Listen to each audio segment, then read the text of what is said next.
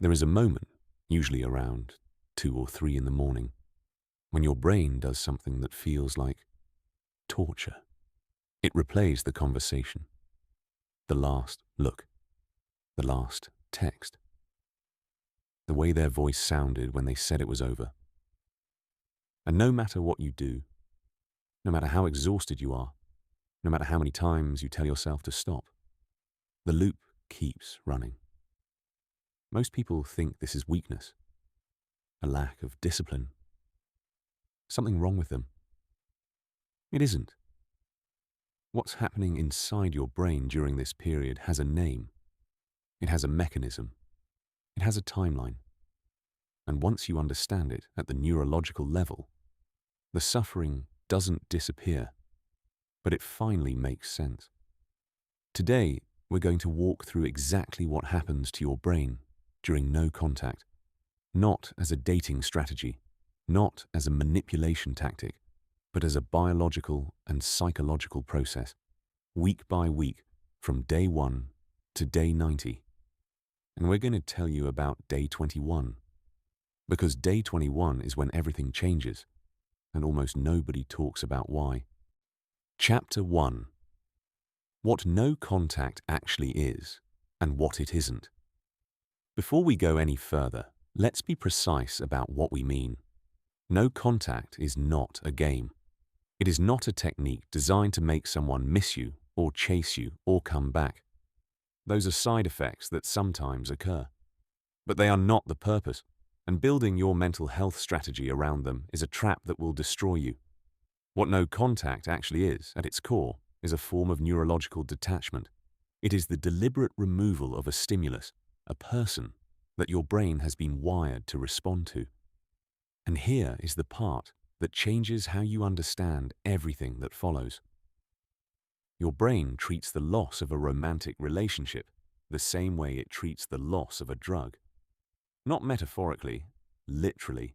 In 2010, researchers at Stony Brook University and the Albert Einstein College of Medicine placed people who had recently experienced a breakup inside an fMRI machine, a device that maps brain activity in real time. They showed these participants photographs of their former partners. What lit up? The ventral tegmental area and the nucleus accumbens. These are the same regions that activate in cocaine addiction. The same regions. Which means the person you lost was not just someone you cared about. To your brain, they were a source of dopamine, the neurotransmitter most associated with reward, anticipation, and craving. And when that source disappears, your brain responds with the same neurological panic as withdrawal. This is not a metaphor for heartbreak. This is heartbreak's biological mechanism. And knowing this means that what you're feeling right now, the obsessive thoughts, the checking their Instagram, the replaying of conversations, it is not a character flaw. It is a withdrawal response in a brain that has been chemically conditioned to expect a reward that no longer comes. No contact, then, is not about winning a breakup. It is about giving your brain the silence it needs to begin unwiring itself.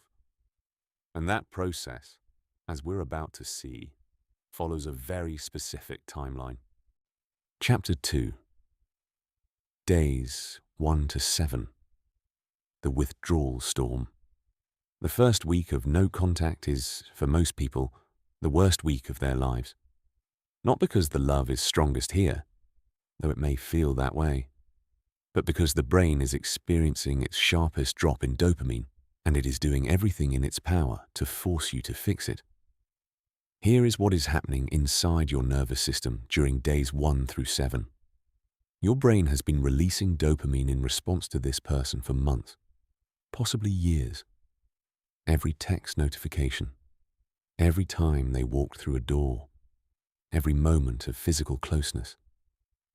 These were dopamine events, and your brain catalogued all of them. Now the source is gone. Dopamine drops sharply. In response, your brain activates the anterior cingulate cortex, the region responsible for processing physical pain. This is why heartbreak physically hurts.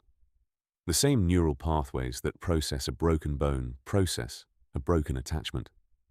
The brain does not distinguish between social pain and physical pain. It responds to both with the same alarm. Simultaneously, your stress hormones, cortisol and adrenaline, begin to flood your system.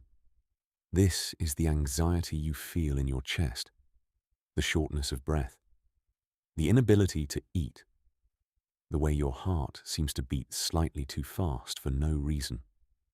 There is something that happens during these first 7 days that most people misinterpret as love, but is actually something closer to obsession. Psychologist Dorothy Tenoff called it limerence. It is the state in which the mind fixates on a specific person with an intensity that feels impossible to control. During limerence, the brain devotes enormous cognitive resources to intrusive thought, involuntary mental replays of memories, imagined conversations, scenarios of reunion.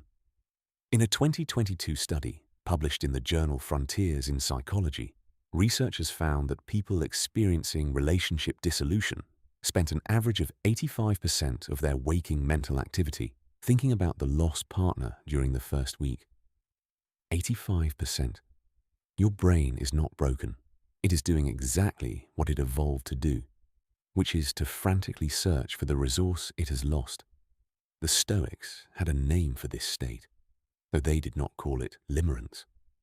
Marcus Aurelius wrote in the Meditations, "You have power over your mind, not outside events. Realize this, and you will find strength." He was writing about war and empire, but he was describing the same battle.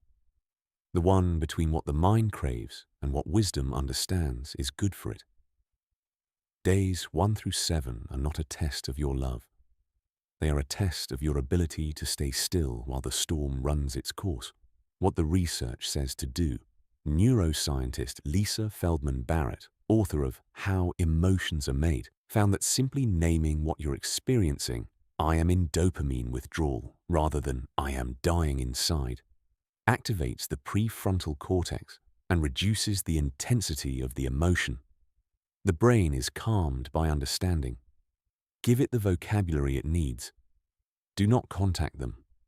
Not because it won't bring temporary relief. It will. But the relief will be identical to giving a recovering addict one more hit. It resets the clock. You go back to day 1. Stay in the storm. You will not be here forever. Chapter 3. Days 8 to 14. The peak of intrusive thought. By the second week, something shifts, but not in the way most people hope. The acute physical symptoms begin to soften. The chest tightness eases slightly. Sleep becomes a little more possible. You may go an hour, maybe 2, without consciously thinking about them. And then, almost as if punishing you for the brief relief, the intrusive thoughts intensify. This is not a step backward. This is the most predictable stage in the neuroscience of attachment loss, and understanding it may be the most important thing you take from this video. Here is what is happening. Your hippocampus, the brain's memory storage and retrieval system, has spent weeks, months, or years encoding memories of this person. Specific sensory memories, the way they smelled, the timbre of their laugh, the exact texture of a moment you shared. During the acute withdrawal phase of days 1 through 7, the brain is too flooded with cortisol and adrenaline to fully access these memories. You are in crisis mode. The primitive brain is dominating. But by days 8 through 14, the cortisol begins to stabilize. And as it does, the hippocampus becomes more accessible again, which means the memories become more vivid, more detailed, more present. This is why week 2 often feels worse than week 1 in a specific way. Week 1 is panic. Week 2 is grief. Pause. Let silence breathe here. There is a phenomenon that attachment researchers call the protest phase. When a primary attachment figure, a romantic partner, becomes unavailable, the brain enters a protest state. It increases the frequency and vividness of memories associated with that person. It amplifies feelings of longing. It generates intrusive fantasies of reunion. This is not love telling you to go back. This is your attachment system doing its job, which is to recover the source of safety it has lost. The Stoic philosopher Epictetus, who was born into slavery and spent his life teaching the difference between what we control and what we don't, wrote this: "Seek not that the things which happen should happen as you wish, but wish the things which happen to be as they are, and you will have a tranquil flow of life." What he was describing, in the language of his time, is what modern psychologists call acceptance-based coping. Not suppression, not distraction. The deliberate act of allowing reality to be exactly what it is, without mental argument. During days 8 through 14, the most destructive behavior is rumination. The repetitive, circular replaying of what happened, what you should have said, what they were thinking. Rumination feels like problem solving. It is not. Research from Yale psychologist Susan Nolan Huxamer found that people who ruminate after a loss experience depression that is more severe and lasts significantly longer than those who do not. What the research says to do: interrupt the loop physically, not mentally.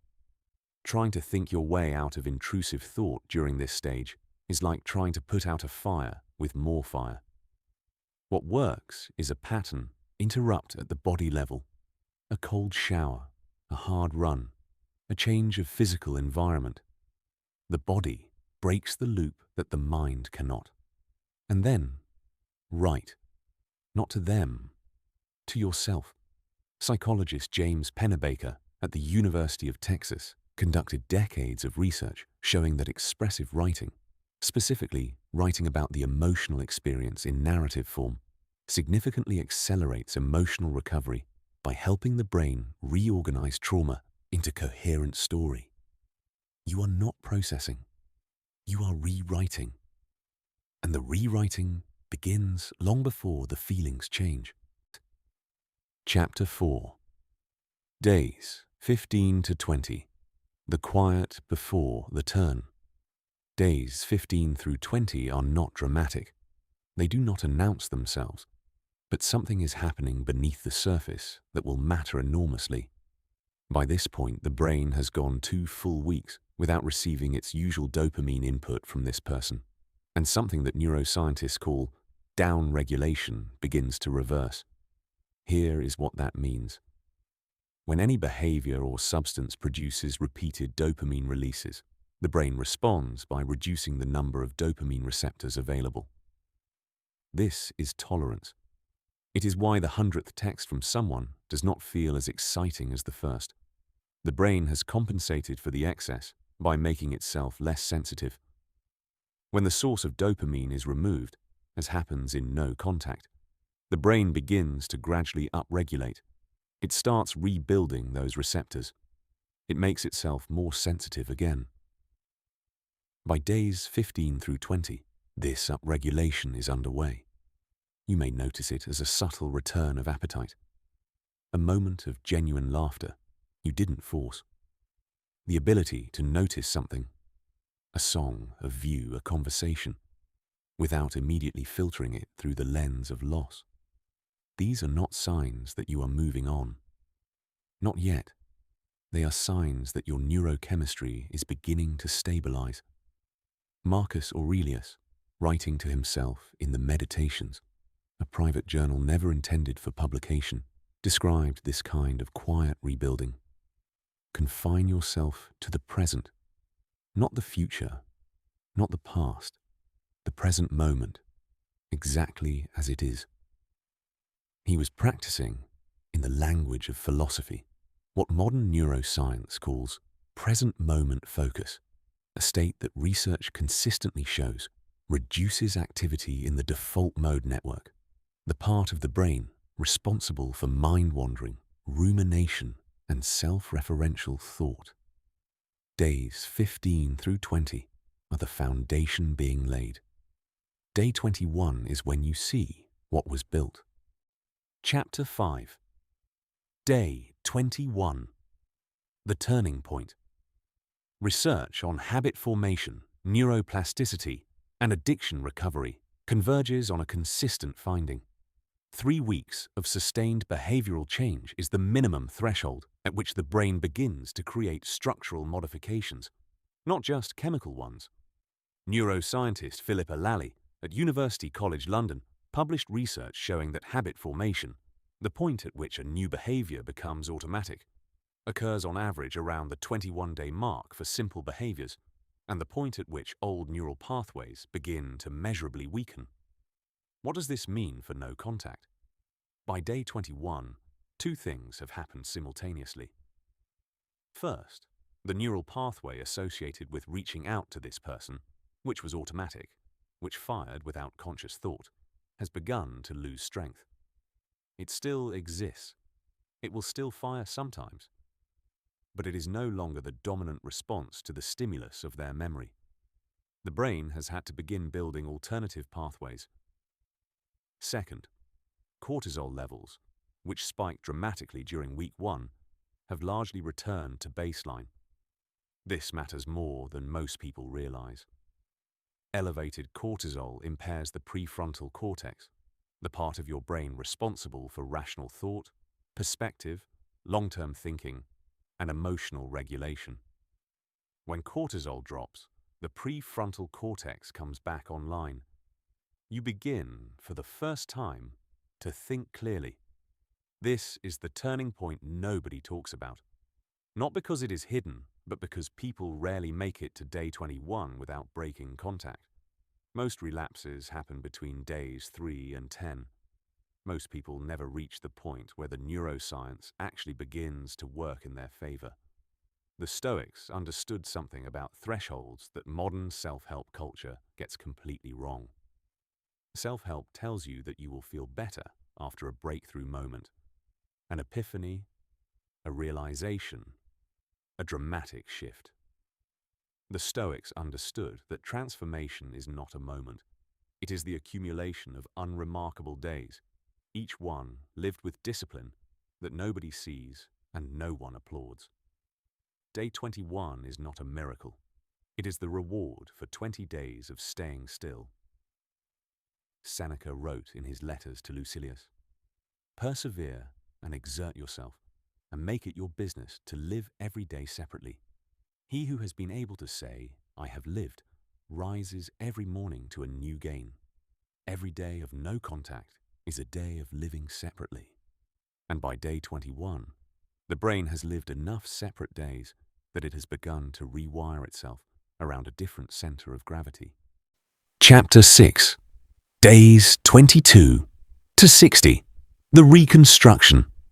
From day 22 onward, the process shifts from survival to reconstruction. The neurological work is not over, but the nature of the work changes. During the first 3 weeks, you were managing a crisis. The brain was in emergency mode, and the goal was simply to not break contact long enough for the chemistry to begin normalizing. From day 22 onward, the brain is ready, neurologically ready, to begin building new associations, new reward pathways, new identities.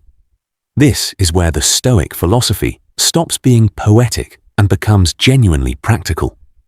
The Stoics believed in a practice they called negative visualization, deliberately imagining the loss of what you value, not to create despair, but to create clarity about what actually matters.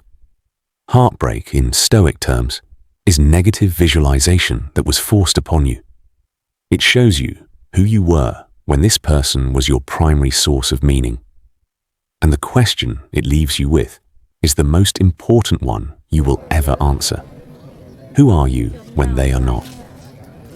Neuroscience researcher David Yaden at Johns Hopkins has studied what he calls self-transcendent experiences, moments in which the sense of a fixed, separate self softens, and the individual feels connected to something larger. His research, published in Psychological Review, found that these experiences are associated with lasting increases in well-being, openness, and purpose. No contact, at its best, is an invitation to a self-transcendent experience, not because losing someone is good, but because the dissolution of an identity built around another person creates the conditions, the necessary, painful conditions, for a more integrated self to emerge. By day 30, most people report the following, consistently across research.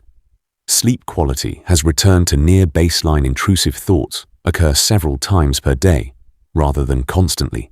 The ability to experience pleasure in unrelated activities, food, music, nature, work, has partially returned. The prefrontal cortex is fully re-engaged, meaning clear thinking about the relationship is now possible, for the first time. By day 45, the neural pathway associated with the ex-partner has weakened enough that many people notice they can go multiple hours, occasionally an entire day, without the thought arising. By day 60, the brain has formed new habits, new routines, new reward associations significant enough that returning to the old relationship would require conscious effort, not just impulse. This does not mean the love is gone. It means the addiction is. Those are not the same thing. Chapter 7. Day 90. The New Baseline. By day 90, a fundamental neurological shift has occurred. The brain's default mode network, the system responsible for self-referential thought, identity, and the narrative you tell yourself about who you are, has reorganized. 3 months of no contact is not just emotional recovery. It is the formation of a new identity architecture. The self you were in that relationship, with its specific triggers, specific dependencies, specific emotional patterns, no longer exists as the dominant version. This is not the end of grief. Grief is not linear, and day 90 does not mark its completion. But it marks something arguably more important, the establishment of a new neurological baseline. A baseline from which healing is no longer about surviving, but about choosing. The Stoics had a word, apatheia, which is routinely mistranslated as apathy. It does not mean numbness. It does not mean not caring. It means freedom from being controlled by your passions and reactions, the state in which you can feel deeply love, loss, longing, without being governed by those feelings. That is what day 90 looks like, neurologically. Not the absence of emotion, the presence of choice. Marcus Aurelius wrote his meditations during some of the worst years of his reign. Plague, war, betrayal, the death of children. He never intended anyone to read them. They were a private practice of a man trying to remain human under impossible circumstances. And what he kept returning to, again and again, in almost every entry, was this. The present moment is all that exists. The past is gone. The future is not yet real. The only place you have power is now. Day 1 of no contact is now. Day 21 is a series of nows, strung together. Day 90 is what you become when you chose, over and over again, to stay in the present rather than return to the past. This is not advice. It is neuroscience. It is philosophy. And it is the most honest thing anyone will tell you about what is happening inside your brain right now. If you are on day 1 right now, this is the hardest it will be. If you are on day 7, the thoughts are loudest here. That is normal. That is chemistry, not destiny. If you are on day 14, the grief has arrived. That means the panic is over. Those are different things. If you have made it to day 21, you have crossed the neurological threshold. The biology is now working in your favor. And if you are somewhere past that, you already know what I am about to say. Because you have felt it. The quiet. The return of yourself. No contact is not a strategy for getting someone back. It is a decision to get yourself back first. And if someone returns during that process, they will be returning to a different person than the one they left. That is not manipulation. That is what healing looks like.